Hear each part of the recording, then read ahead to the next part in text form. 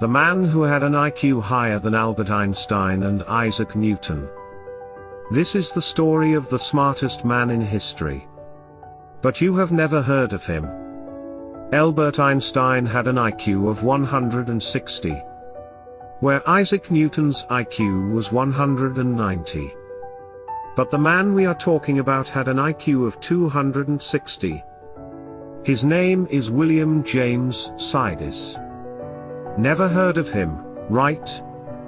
At the age of just 8, William could speak 8 languages.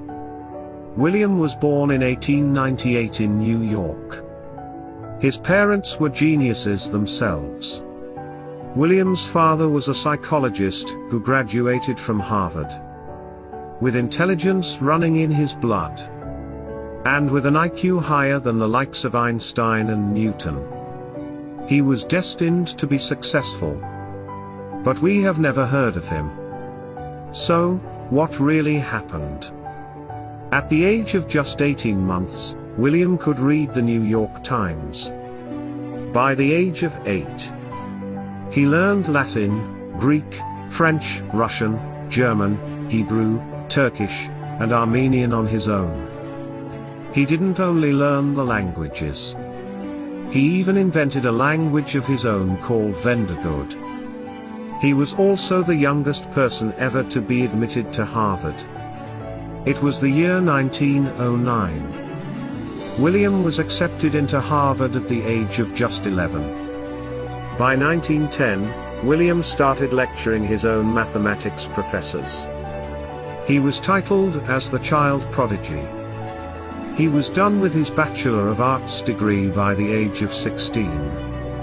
William became famous because of his excellent capabilities. But fame wasn't his cup of tea. William wanted to live a secluded life. He liked to live alone. According to him, it was the perfect life. He also added that he never wanted to get married. William wanted to run away from all the fame and attention. William's father knew that his son was special. He pushed him a lot to carry on with his education. But as William grew up, he refused to live life on his father's terms. He wanted to live a normal life.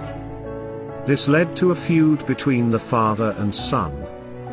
As a result, when William's father Boris passed away in 1923, William didn't even attend his funeral.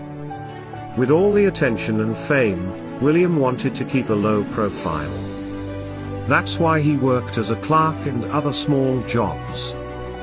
But still, he used to get recognized by people. Soon the headlines turned against him. When William started working a $100 a month job, the newspapers mocked his intelligence, saying that he lost the capabilities that he had in childhood. Soon, William became a socialist. During World War I, he was an objector and protested in Boston against the war. As a result, he was arrested and sentenced for 18 months in prison. But his parents bailed him out. William spent the rest of his life in loneliness. He had no contact with his family. He worked as a machine worked to earn his bread.